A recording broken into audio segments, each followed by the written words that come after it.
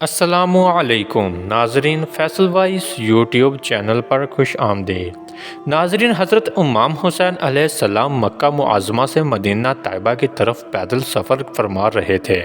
آپ کے پاؤں متورم ہو گئے۔ عرض کیا گیا کہ اگر آپ سواری پر سوار ہو جائیں تو ورم سے سکون حاصل ہوگا۔ آپ نے فرمایا ہرگز نہیں ہو سکتا، لیکن یہ ہوگا کہ ہم منزل پر وار ہوں گے تو ایک حبشی حاضر ہوگا، اس کے پاس تیل ہوگا جو ورم کو ٹھیک کر دے گا، یہ تیل اس سے خرید لینا۔ کئی میل چلنے کے بعد حبشی سے ملاقات ہو گئی۔ حضرت نے اپنے غلام سے کہا حبشی کو قیمت ادا کر کے تیل خرید لو۔ حبشی نے کہا کس کے لیے تیل لیتے ہو؟ کہا گیا کہ یہ تیل جناب حسن ابن حضرت علی علیہ السلام کے لیے چاہیے۔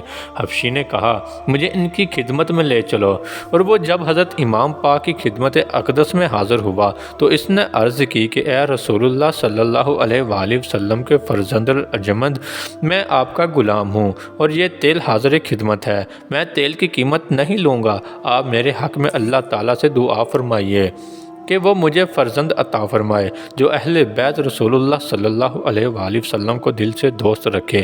میں اپنی عورت کو دو روزہ حالت میں چھوڑ کر آ رہا ہوں۔ امام حسین علیہ السلام نے دعا فرمائی اور کہا کہ جاؤ، اللہ تعالیٰ نے تمہیں ایک خوبصورت فرزند عطا فرمایا ہے۔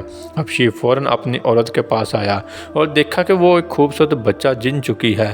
حبشی دوبارہ امام حسین علیہ السلام کی خدمت میں بابرکت میں حاضر ہوا اور فرزند کی ولادت کی وجہ سے حضرت کو دعائے خیر دی۔